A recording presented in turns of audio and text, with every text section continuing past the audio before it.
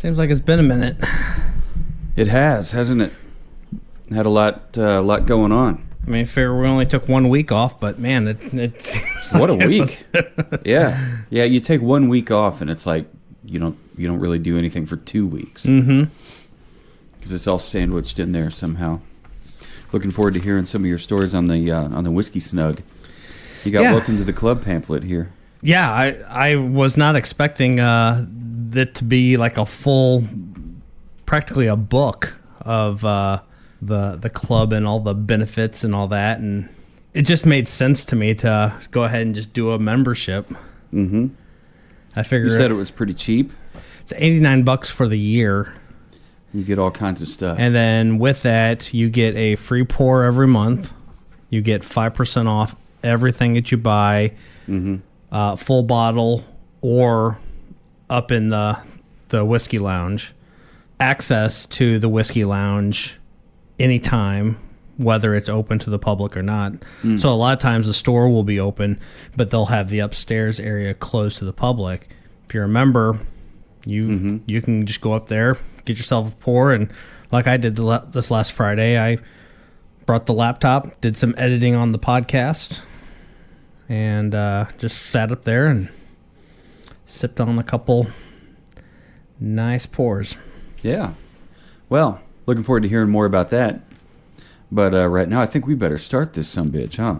I think it sounds like a good idea.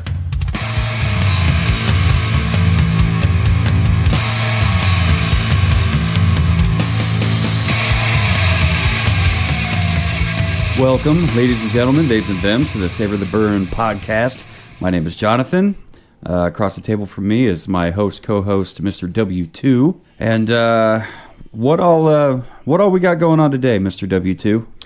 Well, we're celebrating Father's Day. Happy Father's Day. Happy Father's Day. I like it. And I figured, it's a day where I get to be special. That's right. And you too, Mr. W2. That's right. What a better excuse to pull out some big guns and have some special bourbons. And so, yeah, we're... Is there 2 bottles of the same... Hey, there is. Thing sitting here? What in the hell? Yeah, so a few weeks ago, on a Sunday morning, as always, Henry got himself up bright and early at the butt crack of dawn.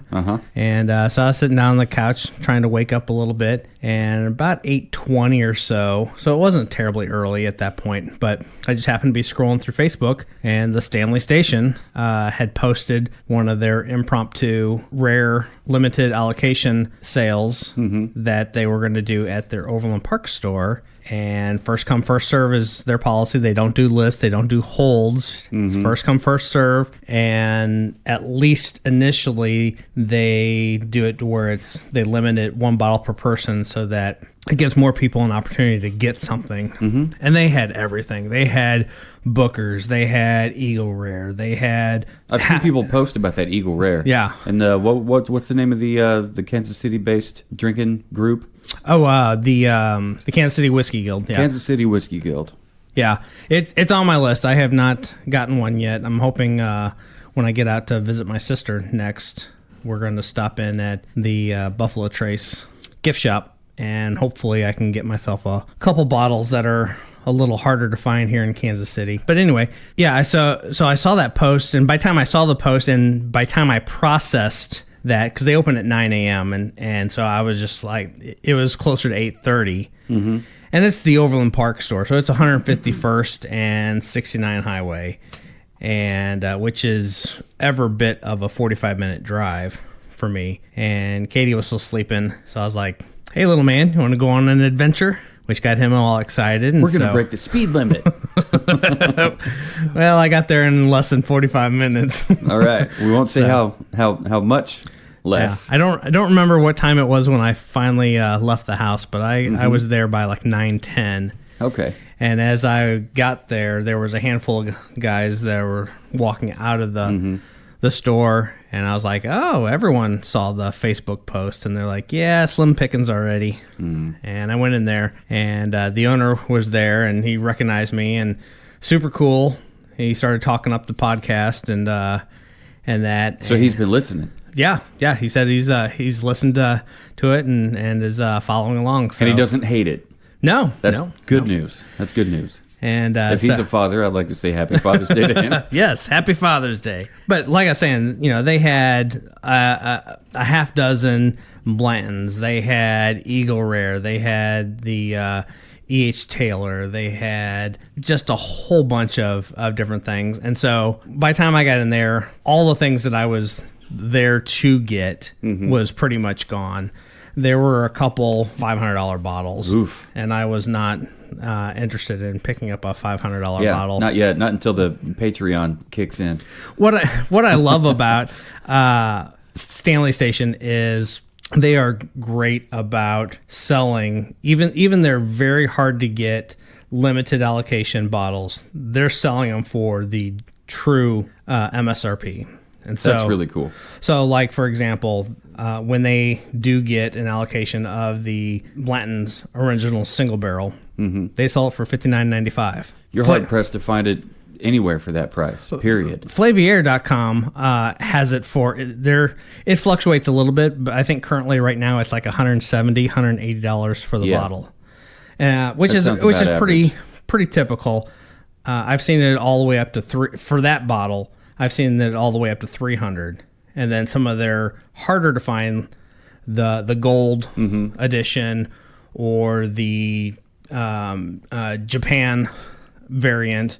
Those are, we've talked about that one. That one's several thousand. Well, there is that one. They just recently released a very limited something that was several thousand. But there's another Japan variant that is I've seen it for $300 to $450. Oh, okay. Range. Okay. Still way more than I am interested in paying for a bottle of bourbon. But I paid $200 for a bottle of Scotch, but maybe even a little bit more. You remember the Scotch? It was a Game of Thrones. Oh yes. Oh damn! I don't remember if it was Targaryen. I don't think it was Targaryen. I think it was Lannister.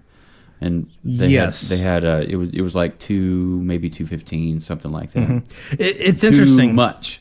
Well, what's interesting is some of the Game of Thrones houses are $100, $200 bottles. The Seven Kingdoms bottle, and I forget who that's distilled by, but that bottle, Lucas for the longest time had a couple of them in stock. That was a $200 bottle. But like the Targaryen or the Stark's versions, those are $35, $40 bottles. I started with Stark. Yeah. It wasn't bad. No, it's not bad at all. It was like extra smoky, like a lot of very peaty, from what I remember. The Night's Watch bottle. Was that Johnny Walker? No, wait. That's the White Walker. The Night's King. The Night's Watch is a all black bottle, and it's done by Oban. And I don't remember it being that expensive. Oban is world renowned for having delightful Scotch. Yeah, I love the Oban 14. It's absolutely one of my favorites. If music starts playing from my phone all of a sudden, it's because I accidentally opened the wrong app.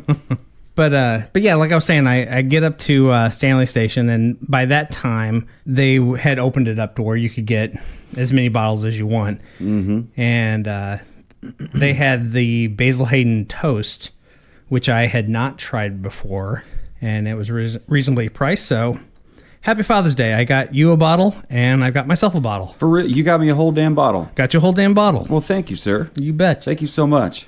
I'm really looking forward to trying this out. What can you tell me about it? I don't know a whole lot about it. Based off of the tasting notes, Basil Hayden's is distilled through House of Suntory whiskey. It is a Kentucky straight bourbon whiskey. It's 80 proof. I had thought at one point you had said, or someone had said, that Basil Hayden was made by the same, was it Jim Beam? Let's see here. When I look at beamdistilling.com, it mentions Basil Hayden and more quality bourbons at Beam Distillery. Oh, okay. So, I don't know, maybe House of Suntory Whiskey and Beam Distillery are the same? Or maybe they're related. Maybe, I don't know, it says every drop of Basil Hayden comes of age where it all began in Claremont, Kentucky. Savor it neat or on the rocks. Savor it neat or on the rocks. Savor. Savor the burn. Yeah, and then somebody else asks, is Basil Hayden made by Buffalo Trace? Basil Hayden is made by James Beam Distilling Company, owned by Beam Suntory, while Buffalo Trace is crafted in Buffalo Trace Distillery. Sazerac or whatever company owns it. Mm-hmm.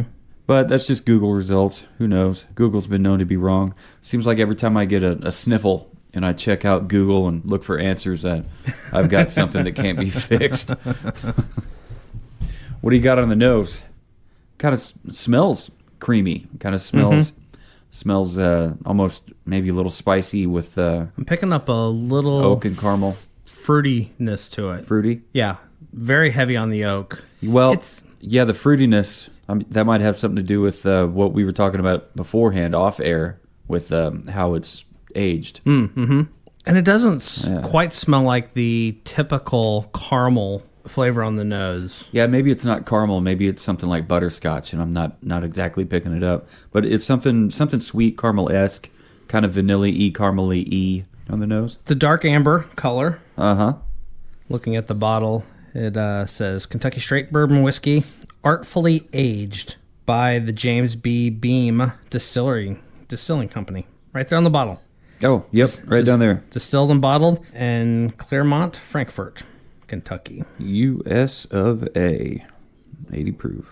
I like their bottles because they always do this cool little copper band. Yeah, I like it. Wonder if you can pop that off and, give it to your lady as a little something. Like, hey, I got you something fancy. Like, what is it? I don't know. I pulled it off a whiskey bottle. Just wear it and I'll love you more. Actually, dear listener, do not say that. I'm not the best, for love advice and being romantic. A little disappointing. I pulled the stopper out, and it's got a really nice real wood top on there, but as you pull it out, it's that fake plastic. Oh, like a little composite thing? Yeah. Which I guess is not terrible, but I have heard stories about, you're not supposed to store your whiskey on its side like you can a wine bottle. Mm-hmm. Because the proof is so much higher, it will dissolve. It'll eat the stopper. It'll eat the stopper, cork or whatever it is. Mm-hmm. And if it's this plastic composite stuff that they use, it's going to completely change the flavor. It's going to get in your spirit there. Yep. So as long as you leave them upright like you're supposed to. I had that happen to a bottle of Rebel Yell I have at home.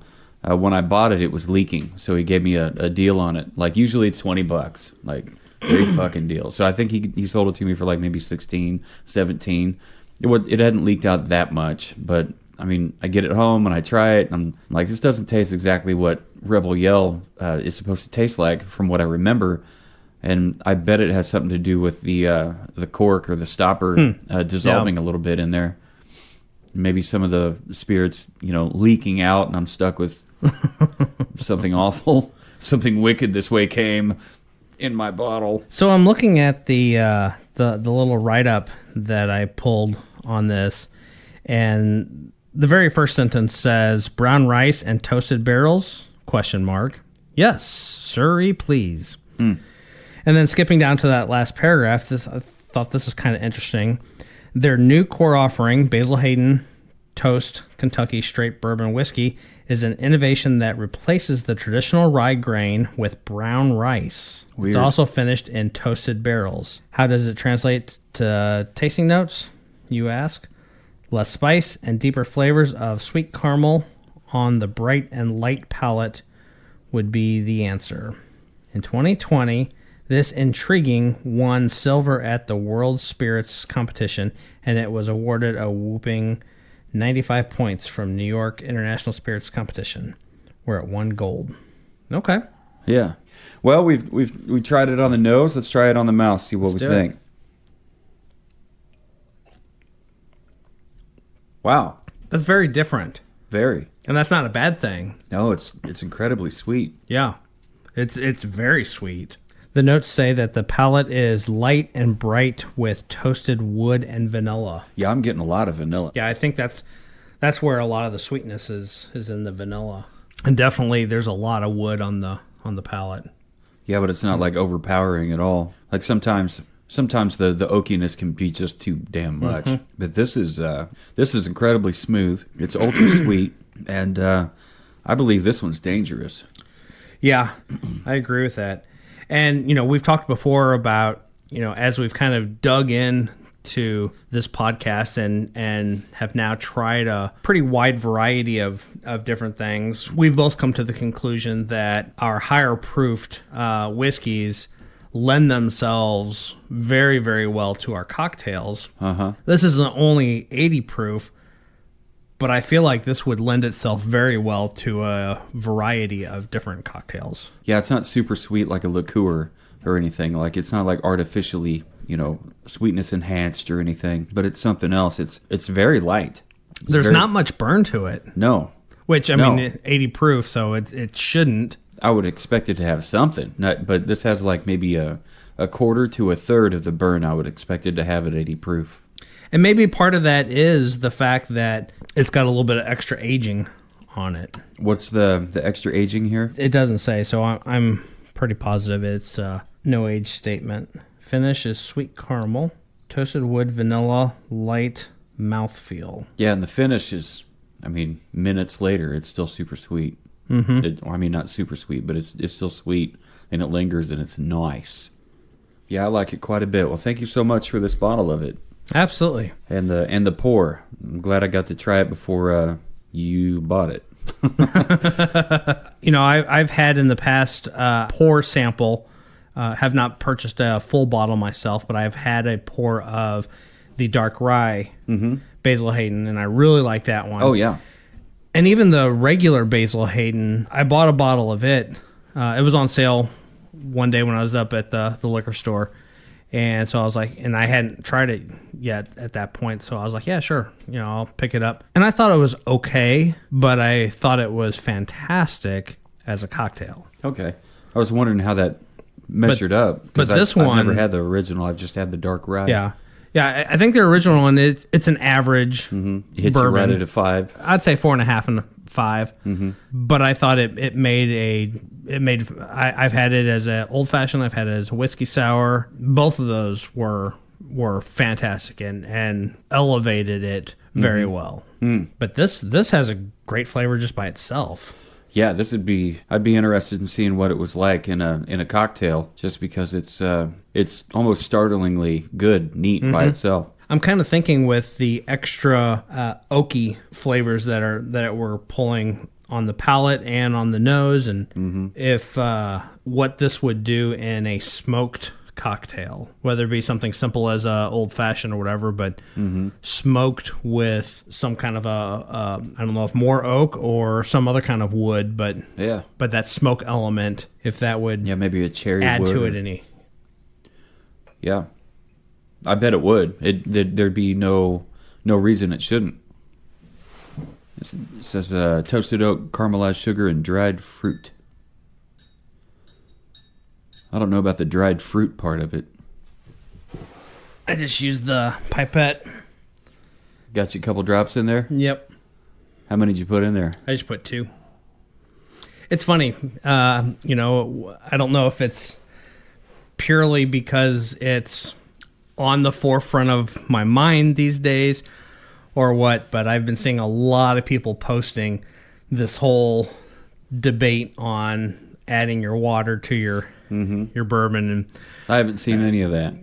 There's a couple posts recently, and the comments are all over the place. Everything from, one of the posts I saw was really just kind of asking the question and provided a link to the science behind it and what the whole idea behind it is. And like I said, the replies and the comments were just all over the place. Everything from, people that are like, hey, if it enhances it, it makes it better. Yeah. Why not? To, fuck you and, and blah, blah, blah. And I ain't adding water to my bourbon. And yeah. I think I've been on that end of the spectrum before. Yeah. It's like, I drink it the way the good Lord made it. Out in the sticks next to a creek. I remember there was one comment that something like if it's in a bottle, it already has water in it. You might be right. You might be right. Technically, yeah, but you're missing the point of the idea behind adding the couple drops. Yeah. And I don't know. Add an ice cube, add multiple cubes. Absolutely, you're going to dilute your bourbon and completely change it. But when you're talking about a couple drops of water, which is the science behind it, that's not enough to change anything. Yeah, like if you're gonna use like a couple ice cubes, the full ice cubes, I mean, proportionately, it's like it's not even adding it to a full liter or whatever of whiskey or bourbon. Like 2 ice cubes would be still too damn much. It's just a couple drops. It'd be like throwing in like a bottle cap full of water into a full liter.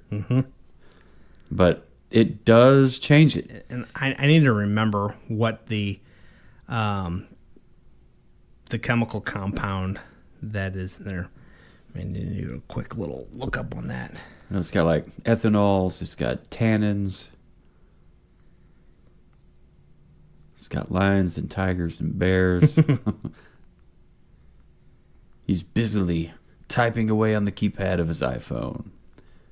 Searching, Googling. I'll take this moment to tell you, dear listener, we are looking to hike up the number of subscribers on our YouTube channel. So please stop by. If you're listening to this on YouTube, many thanks. Please continue to listen to us here or there, but definitely hop over there and give us a subscription. You can catch videos of us making these cocktails on our shorts. They've been getting some pretty good traction. Some of them. Yeah. I just posted one last night. It was old fashioned made with iron smoke bourbon or so whiskey. Good. And yeah, like it doesn't have a lot of views on it for whatever reason. Like maybe 60. The rest is like 300 or something, whatever. There's a couple of them that are 1,000 or more. It's so funny how it's just all over the place. All over the place. No way to tell. What'd you find out there? So I asked Google what molecule in whiskey is activated by water. The molecule responsible for much of the smell and taste of whiskey is called guaiacol. Huh. Guaiacol. Huh. Guaiacol, which interacts with water and ethanol molecules. So add water and shit changes. It says true whiskey connoisseurs will tell you that adding a couple of drops of water to your glass actually improves and enhances the taste of the drink. A popular phrase used to talk about the phenomenon is that a drop or two of water helps to open up the taste of the whiskey, which is what we're talking about. Yeah. It's just a drop or two. Yeah. Just that's it. You're not diluting anything. Right. You're just not. Yeah. Some people aren't happy unless they're mad. I've been known to be one of them. I'm going to give it one drop. You couldn't hear it, but it sounded like... Learned how to do that by watching Ferris Bueller's Day Off. I think Cameron was sitting like fucking spaced out on the side of the pool. And he's just like... When Cameron went to Egypt town. I don't know. All I know is that it's good. Yeah. So where would you put this at? I've been trying to think about that. It's better than a mid-range.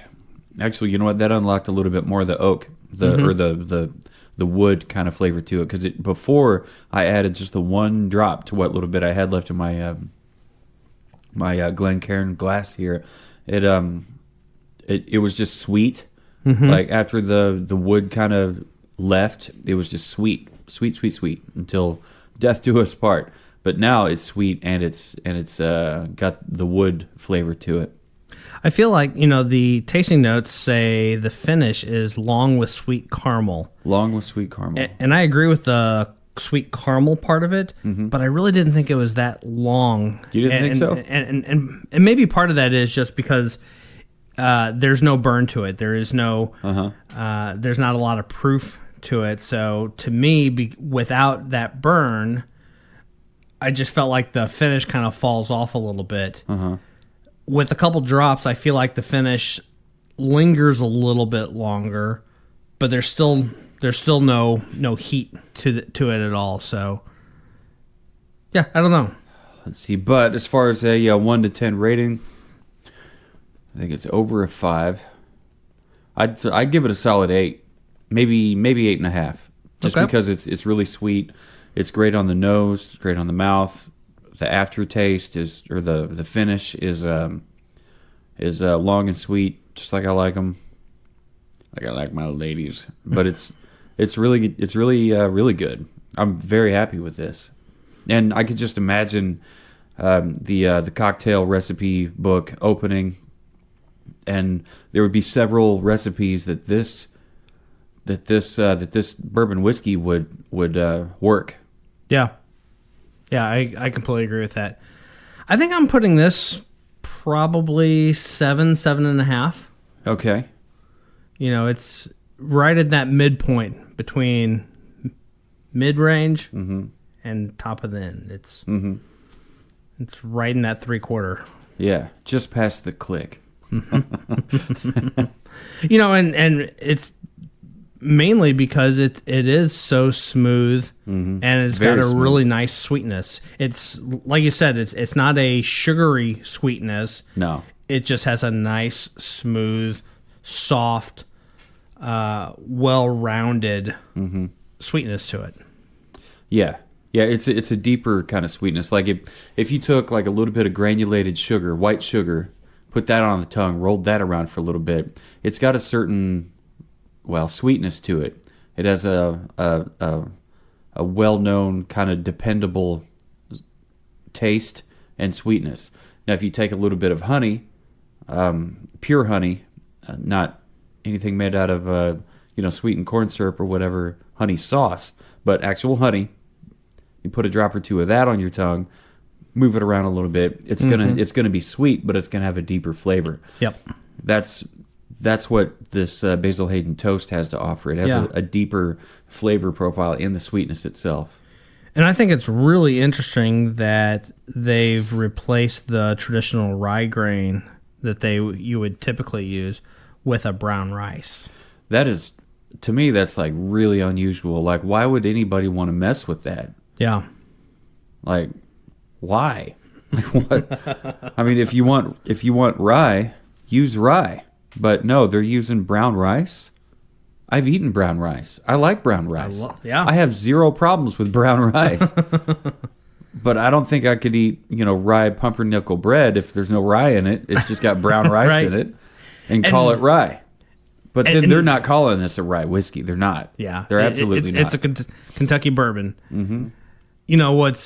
Maybe that's why it does not have the heat that you typically would find. It could be. It does not have the higher proof that a lot of your, not just Kentucky bourbons, but 80's not bad, but 80's kind of on the lower spectrum. It is. It's like what your buddy Mitch calls tavern strength. Yeah. Blanton's sits at 93. 93? Yeah. Yeah, that's not far away. Elijah Craig is 94. And if I remember correctly, the Metallica Blackened that we had, which is a whiskey, it's an American whiskey, not a bourbon, but it was sitting right at 90. Was it? I believe. Might be easier to remember because those episodes went off the rails. Went off the rails on a crazy train pretty quick. Woo! I blame Mitch and his Blacktooth grin. Blacktooth grin, yeah. Woo, good times. Good dude. And once again, thank you, Mitch, for coming out and hanging out. If you guys don't know who we're talking about, you will soon. Actually, one of the first. He was within the first maybe 5 or 6 episodes. We had gone over there and checked him out. And we keep talking about him week after week after week. But yeah, just as kind of a teaser, but we will. He'll be on in just a few weeks after this one's. All right. So very good, very good. Yeah, it seems like it's got a spice to it. This Basil Hayden Toast. It's almost like it's got a spice to the sweetness, but it's not the burn, the hot spice. Yeah. So maybe that's what the brown rice has to offer. Yeah, I like it. I do too. I've recently, which I know you know, because I always make a point to send you my photos. Oh yeah, yeah, and I do enjoy them. You're not like pestering me or anything with them. But I do enjoy them. But here recently, and maybe it's partially once again due to our buddy Mitch, and he gifted me the last time he was over here a set of copper mule mugs. Yes. I've made a few mules in the past, and I don't have any of the copper mugs that you typically would make a mule in. Yeah. But I've got some great hand blown glasses that I love that work really well. But him and I had been talking, and I had mentioned that, and I had sent him a picture of one of my earlier mules, and he's like, "Where's your copper mug?" And I'm like, "Yeah, I don't have any, so I just use this cool hand-blown glass." And so last time he was over, he gifted me a set of those.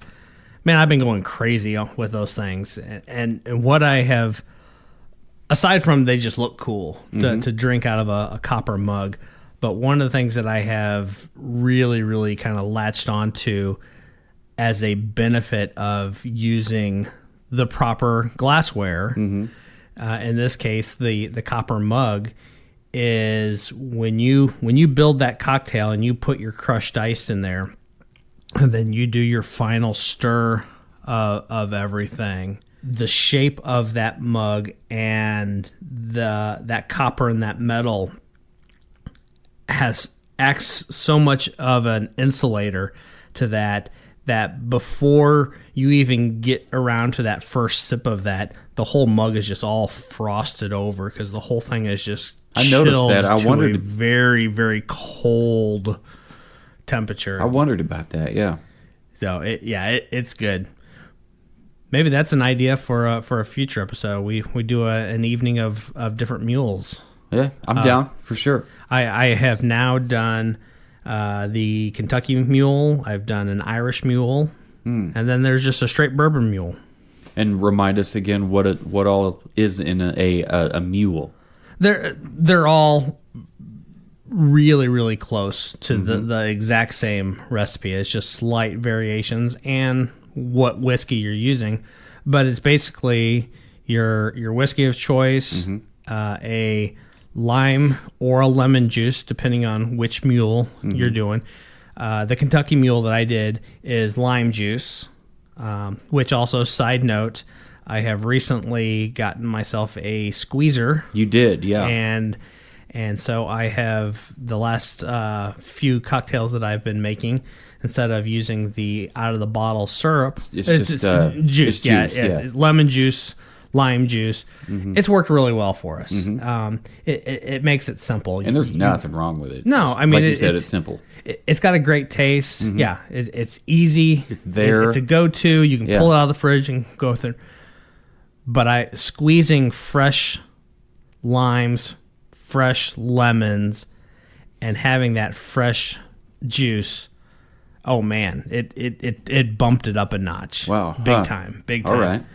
And the juicer that I got has the little notch pour spout on the side of it. It's got a little lip, which makes it real easy to squeeze it, pour it into your jigger, get a good. I see all these videos all over Instagram where they're just like squeezing it just straight into their mixed glass or their shaker or whatever. Yeah, and they can say squeeze half a lime. Yeah. But not all limes are going to give you the same amount of juice. They're just not. 100%. Yeah. And so...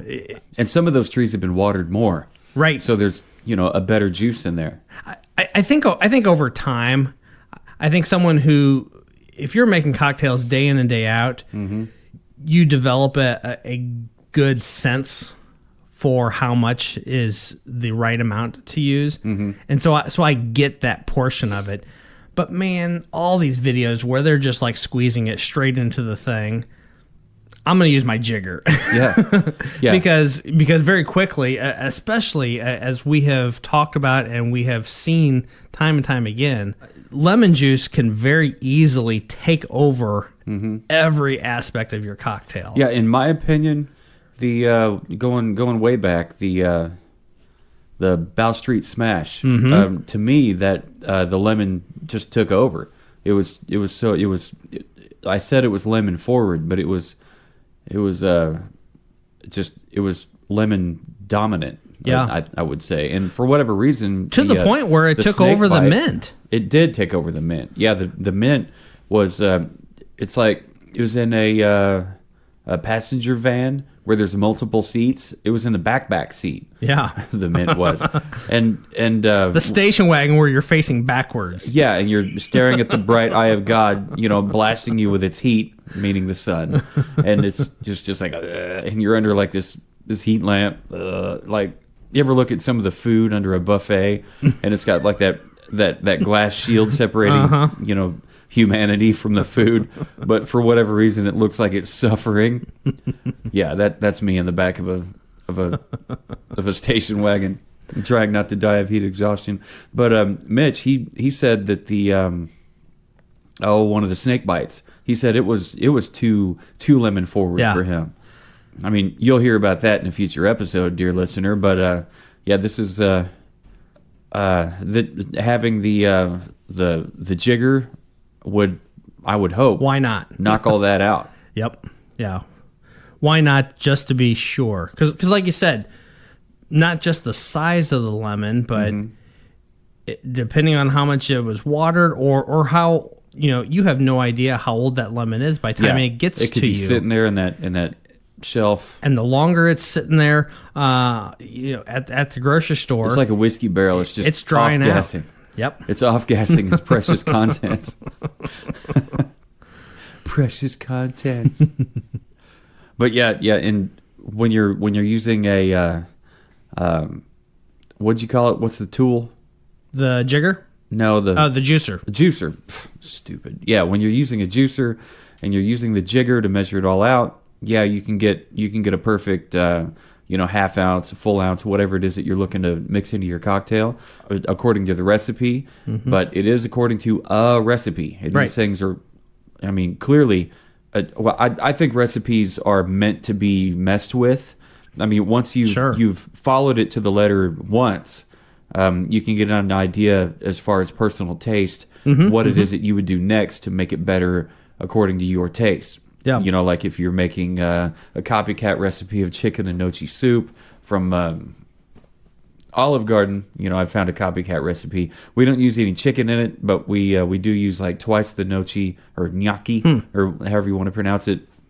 I'm not Italiano, but I did the hand thing. Dear listener, you couldn't see it, but I was doing the thing.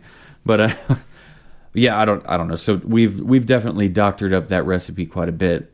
Yep. And we like it quite a bit. We call it Easter soup because we make it on Easter. Very nice. And it's stupid good.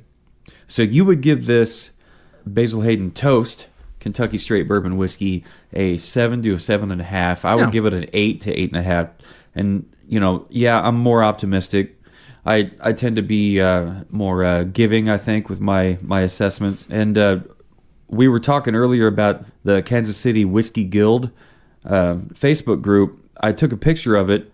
I posted it in there, and I said, we're getting ready to try this out. Or I said, about to try this out. Anyone else tried it? Thoughts? And it's got kind of mixed reviews here. Easy drinking, but underwhelming. Somebody says it's somebody's favorite. Somebody else says it's their favorite. Somebody else says, I think it's solid, not exceptional, but I enjoy it. And somebody else just says 80 proof just doesn't do it for me. Tried it and won't try again. I can appreciate that, though. Yeah, absolutely. I think different proofed whiskeys have their place. Mm-hmm. And I'm not mad at an 80 proof. It probably means I'll have a second or maybe even a third pour depending on what night of the week it is. Yeah. But as we've kind of gotten into this, I have definitely developed a taste for a little bit higher proofed whiskey. You know, Definitely. The 100, 118. Yeah.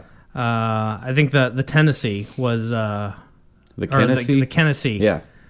Wasn't that 131 or something like that? It was up there. So yeah, you know, which I mean, it brought some heat, but it had so much complex flavors. It had a lot to give that were in there, and Remember your sister said it had like a grass flavor. You sent me a couple of videos, one of which she was talking about her thoughts on that Tennessee whiskey, and I was surprised by, I think, both of what they had to say. They were so conflicting as far as what their assessments were.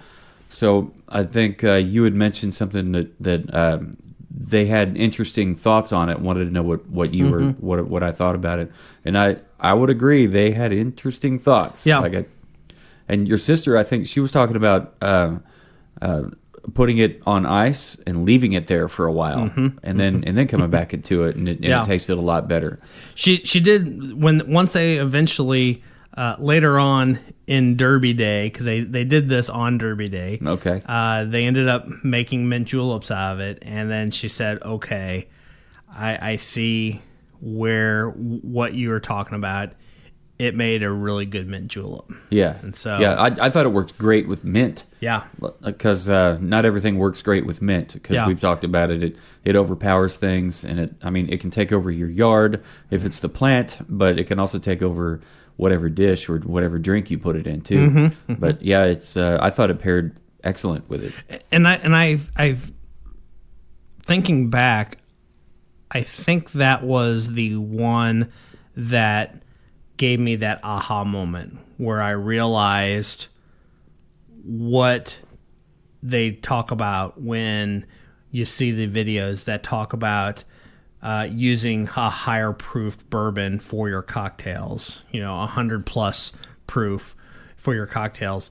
That was the one where I was like, I think I get it now.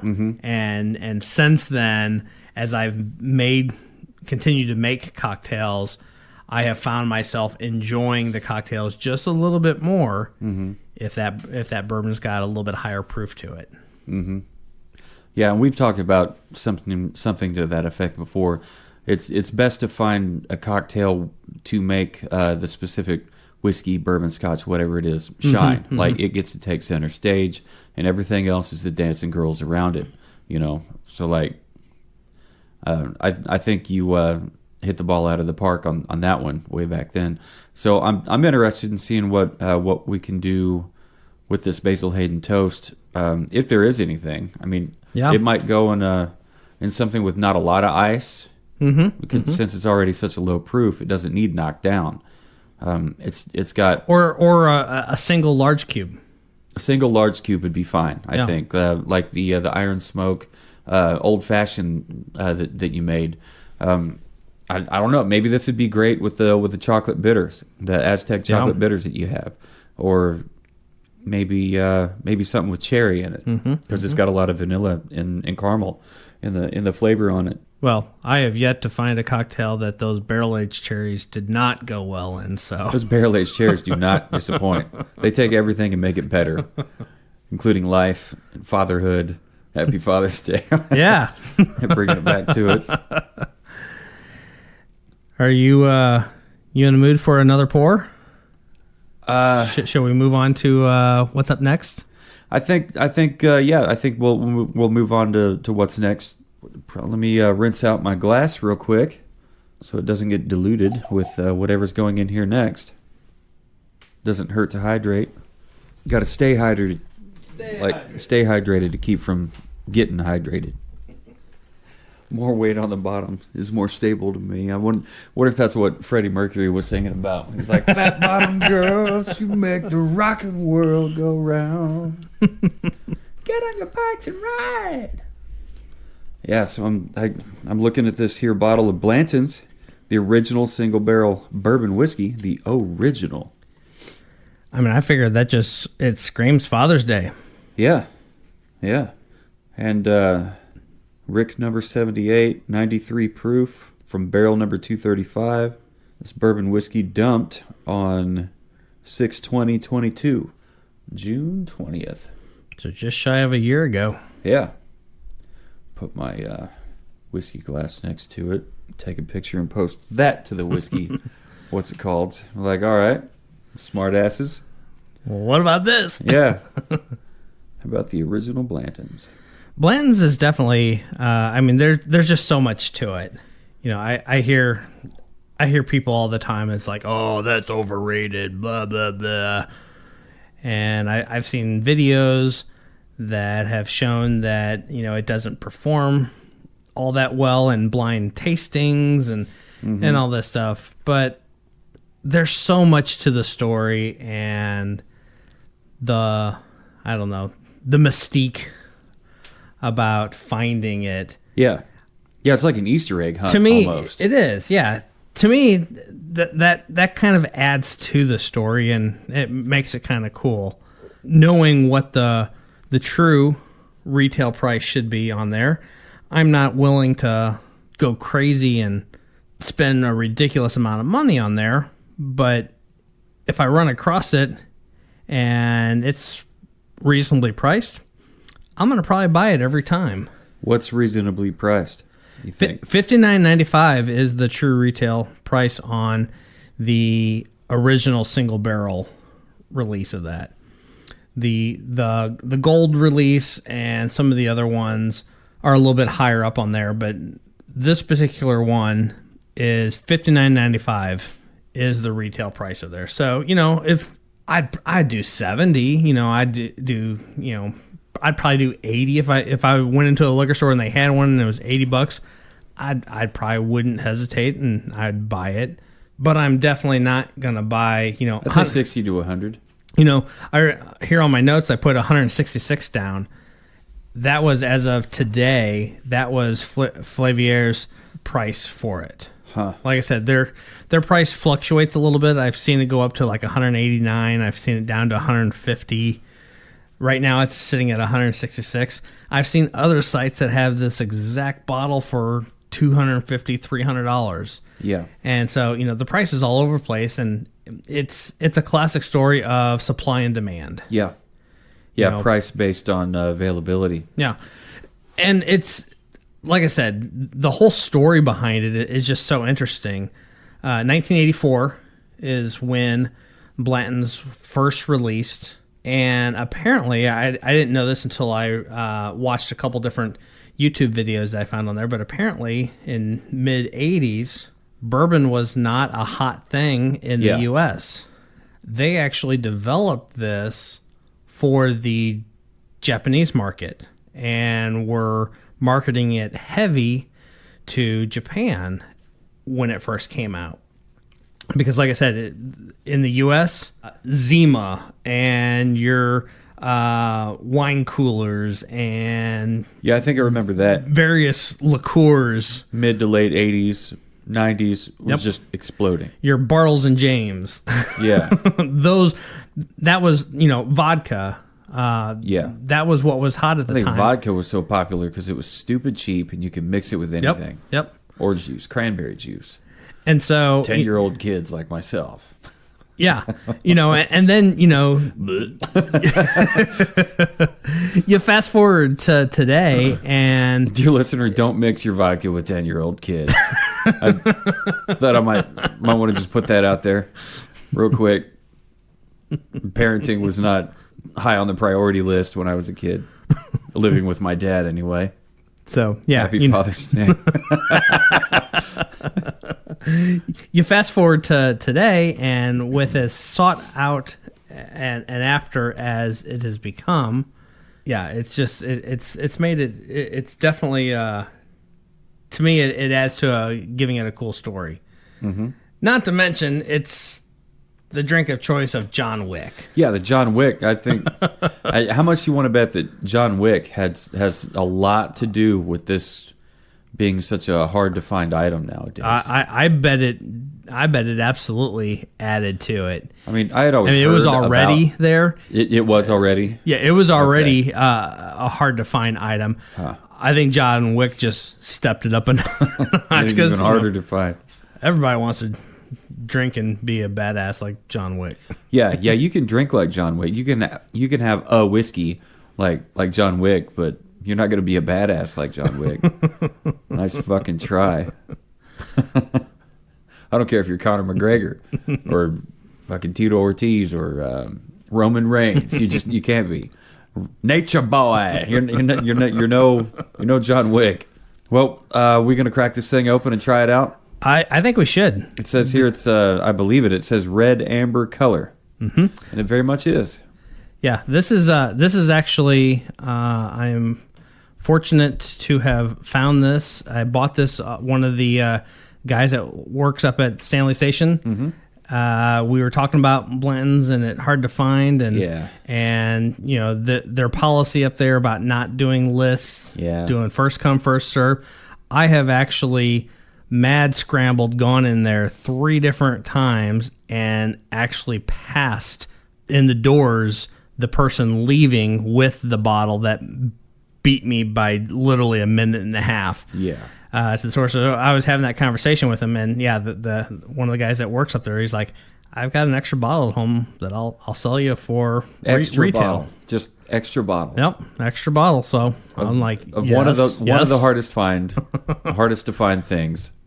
I've got one. It's extra. He thought he had an extra Eagle Rare, so I was like, I'll take both of them. And, yes, please, and thank you. And he did not end up having an extra Eagle Rare, but he had an extra Blantons that he was more than happy to sell me for $60, which is really nice of him to do. Yeah, like how cool is that? Very cool.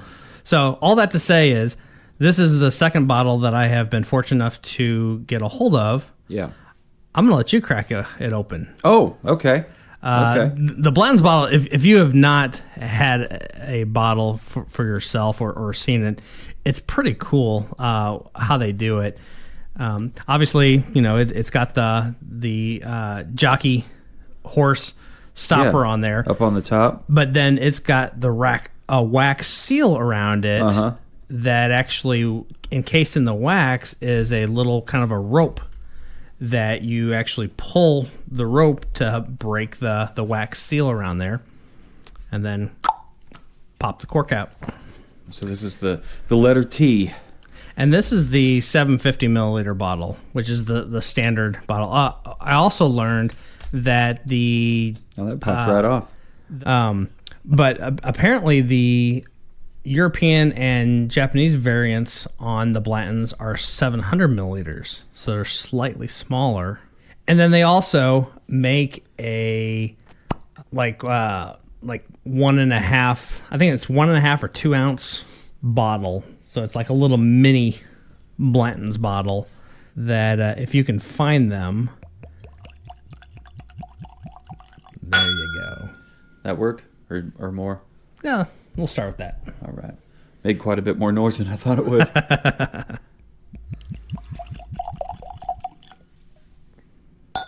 In the glass itself, it doesn't look like a very, what they call it, red amber. Yeah, but in the bottle, for sure. It's definitely in the glass. It's more of a golden honey. Mm-hmm. But that happens. Yeah. Less of a... Happy Father's Day. Happy Father's Day. Cheers, my friend. Cheers.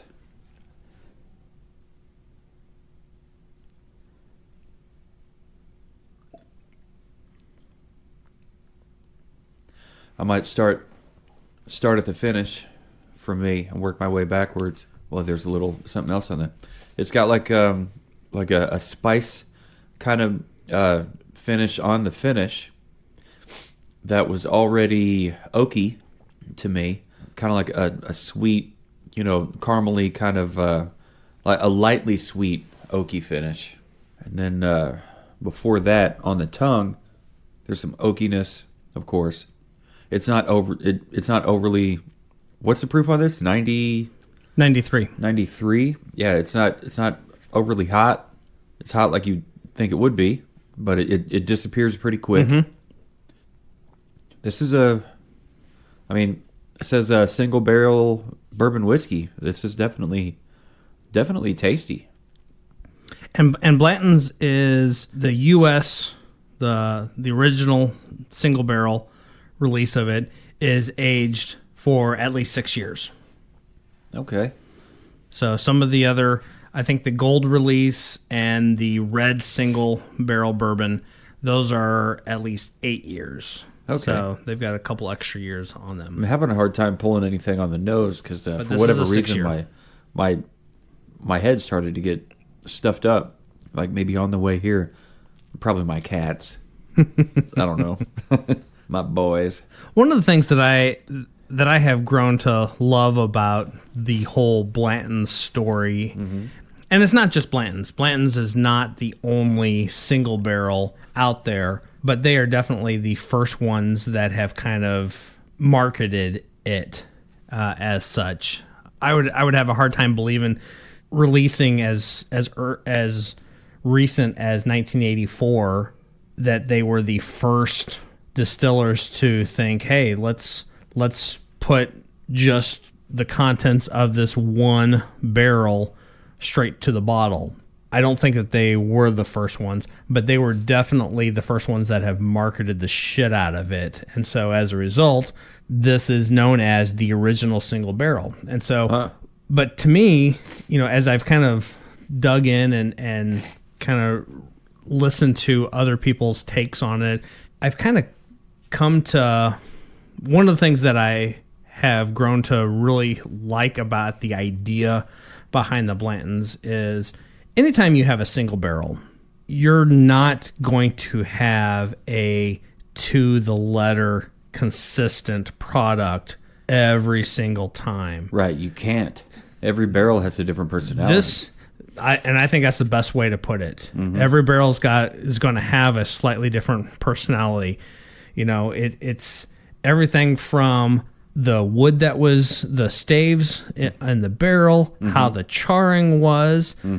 Maybe this particular barrel was turned 3 inches more than another barrel, or maybe it sat closer to the wall on the rick, or higher up.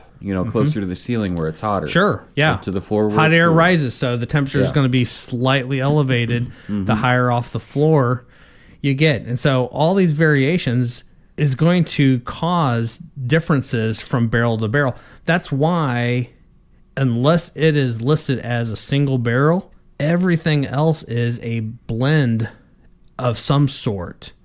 Sometimes it's a single malt, so they're just blending within the distiller. Sometimes it's a blending of a lot of other things that are out there. Talking with the people up at that work up at Stanley Station, I hear them all the time talking about hey, have you tried this? I hear it's got supposedly it's got such and such in there, and so I think it's common practice between the distillers to share barrels back and forth for that blending process.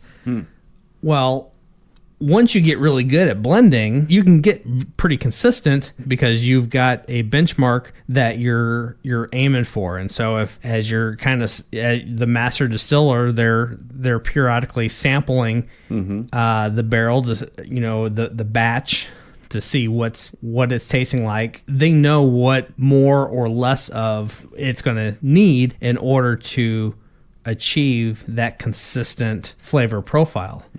If you're doing a single barrel, all that goes out the window. You're just putting it in a bottle and you get what you get. Yeah. And so one of the podcasts that I was listening to that was talking about Blanton's, this particular episode started off talking about this particular guy did a whole series of blind tastings.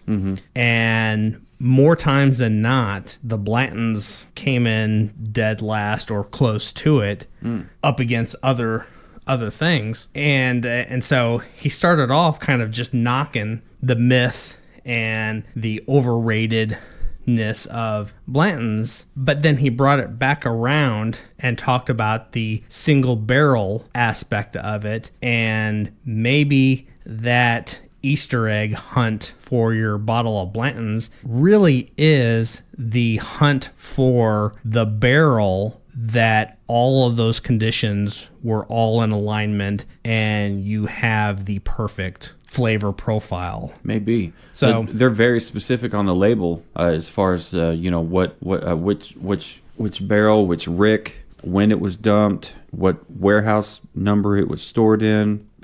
They're very, very forthcoming with that information. Mm-hmm. So maybe if you do like this bottle, this single barrel bottle from barrel number 235, rick number 78, from warehouse number H. Yeah, all Blanton's comes from warehouse H. Yeah, okay. That'll explain that. I'm looking for a number, and I'm like, why does that look like an H? Nope, it is an H. Blanton's is distilled at Buffalo Trace, and all comes from their warehouse H. Very cool. Well, I liked it. I'll have to see what the Kansas City Whiskey Guild has to say about it. Yeah, you started with the finish. We've already tasted it and going to need another pour here in a second. But the nose definitely has a huge creamy vanilla aroma. On the nose? Mm-hmm. I think my nose is kind of cleared up a little bit. Maybe I'll try it again. Feels like something's trying to bite me in the nose every time I smell it. And it's not that high a proof to where I would expect that. And the tasting notes talk of hints of orange peel. And I'm not picking up necessarily orange peel on that. Maybe not orange peel, but there is kind of a slight citriness to it, like with Jim Beam. Mm-hmm. That'll give me some citrusiness to it. The palate says a soft but rich flavor of burnt sugar, cloves in harmony with strong caramel and corn sensations. Well, that would explain some of the spices that I was tasting. The clove in there. Burnt sugar. I wouldn't have thought about that. I don't think I've had a lot of burnt sugar. If you would be so kind. And you'll definitely notice on this topper that is definitely a cork. Definitely, yeah. Stop. Some of it looks like it's been eaten. It's been gnawed upon. Thank you, sir. There you go. And look at the legs. Yeah, it's got legs for days, don't it? It's good. It's good. Would you throw this in a cocktail? I mean, I know it's pretty hard to find, and you don't want to run out. You don't want to do a bunch of experimentation with it, but I have not put this in a cocktail, and I don't know how I would answer that. At this point, I am not willing to do it as a cocktail. I have put it in a square, heavy bottom glass, neat, with just one of those dehydrated orange slices. Which, if there's any hints of orange peel in there, that's going to help pull that out. It'll pop right back out, yeah. I would think this would go great with a whiskey sour, but like you said, it's just, I'd hate to experiment with it. What is an evergreen? It says it's an evergreen. What the hell does that mean? I think it just means it's a staple. It's a timeless. It's there all year, every year.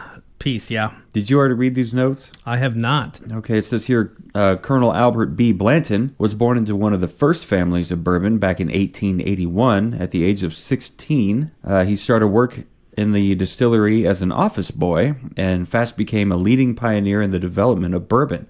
Today, Blanton's is a division of, how do you pronounce this? Sazerac Company. One of the largest privately held liquor companies in the world. They distill it in their Buffalo Trace distillery, but make no mistake, Blanton's is a unique, standalone brand with a focus on nothing but greatness. And it goes on to say Blanton's bourbons are something special. Just look at the bottle. And I agree, it's definitely a cool looking bottle. Yeah. Have you ever seen such a unique shape in American whiskey? No, I have not. And the cast metal stopper of a Kentucky thoroughbred horse just adds to the mystique. And it does. It's even got a little rider on there. They didn't say shit about the rider. Fuck the jockey. Just look at the horse. Little man. Little man. Anyway, this bourbon is just what the name says it is. The original single barrel started doing it back in 1984, and they haven't changed anything since. Done in the same manner as Colonel Albert B. Blanton did his private reserve almost 100 years ago. Part of the barrels are from the center part of Warehouse H, where Blanton believed were the optimal condition for bourbon aging. A classic bourbon that still holds standards yay high for others in the game. I think it's a pretty good standard. I think it's a pretty good standard for bourbon whiskey. especially single barrel. It's not blended by anything except for what was in that one barrel. And if they took the entire batch of barrels that were filled when they distilled it and blended all that, maybe you'd get a different taste. I would think you'd have to. But I don't know why they wouldn't do that. Do they do that? I just put you on the spot there. The Blanton's brand does not. Okay. All right. The Blanton's brand is all single barrel, to my knowledge. So every single bottle you get is going to be unique no matter what. Yeah. So you may hate this one and love another one. Yeah. Huh, that's cool. I think this, if I put this on a 1 to 10, it's going to be, I'd say, I mean, he says, or the show notes here says, a classic bourbon that still holds standards yay high for others in the game. I would agree. It's if Blanton's is the standard, it's a decent standard. I mean, I would throw it a solid 7.5.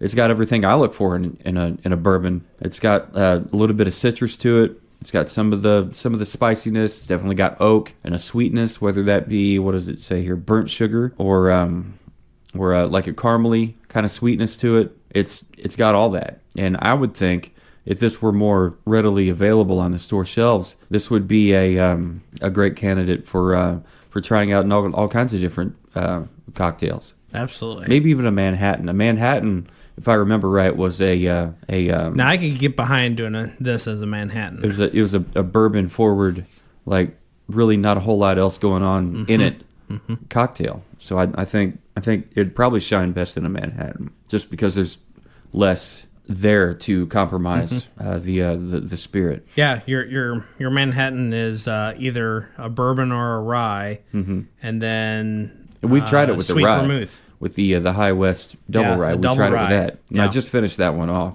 I might have to get another one. I was making old fashions with it and whiskey sours with it. So I guess it'd be a rye sour. I'm not sure what you'd want to call that. But I was trying different things, trying to find a good, like a better term, sweet spot with some recipes, trying to see what I can make with it.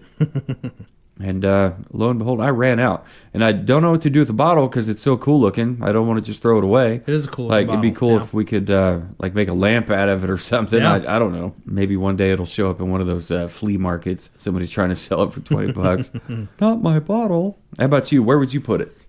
Maybe I have dipped into the Kool-Aid. Maybe I have bought into the hype, but I'm a fan. Yeah. And like I've said multiple times, I'm not a fan to the point where I'm willing to pay outrageous money for the bottle, but if I can find it and come across it for its or close to its retail value, I'll buy it every time. This might be the first one where we're a little flip-flopped. Okay. So I'm going to give this one easily an 8.5. Easily 8.5. All right. And I think you're right. You touched on the accessibility aspect of it. Yeah. I think if this was a bourbon that was a lot more readily available anywhere, anytime, I think I would find myself, this becoming a daily drinker. Clarify there. right there. Nothing wrong with day drinking. Tis a difference. I do enjoy that, especially at the Whiskey Snug, which we are going to do. Yeah, we got to here talk about that soon. here pretty quick. But I think this would easily become a daily drinker, and it would be something that I would be a lot more ready to try in a variety of cocktails. I think if it were blended, it would be more available, I would think, because once people do blended whiskeys, it means that they're doing a much larger batch. Yeah. And it would have to be more readily available, and it would be more of a through the week kind of bourbon. You said before on the last one we tried, the Basil Hayden Toast, you said something to the effect, like, I'd have to hit the rewind button, but you said something to the effect of trying it after work, which means it could be a during the week after work whiskey. Yeah. After work bourbon. This one here, it's so scarce, it's so hard to get a hold of. It would be more of a special occasion bourbon. Plus, it's single barrel, so it makes it even more rare. Yep. Like, even just sitting here in the damn bottle, it's even more rare, which is great. I think it's great. So Thank you, dear listener, for listening to the Savor the Burn podcast. Check us out at savortheburn.com, the ever-changing, ever-evolving website created by Mr. W2. Thank you for listening to us on your favorite podcast app, included but not limited to Spotify, Audible, Apple Podcasts, Google, Samsung, and many, many more. Please check us out on Facebook, Instagram, Twitter, TikTok. Look for us at Savor the Burn or Savor the Burn. Subscribe to us on YouTube. We're trying to be regular and constantly uploading content on there. Not just full episodes, but the bonus content as well that you can find on the podcast apps. But we also do shorts on there too, as far as mixing our cocktails. We're starting to really kind of hammer away at that, and it's getting some good traction. People like watching it, and we can see that people have been sending them to other people on Messenger. So that's definitely cool. People are out there spreading the word, savoring that burn and spreading it around. If you want to get a hold of us, you can email info@savortheburn.com. You can email me personally, Jonathan@savortheburn.com, and you can email W2@savortheburn.com. So once again, thank you for listening, and no matter where you are, or who you're with, or what you're doing, always remember to keep on burning.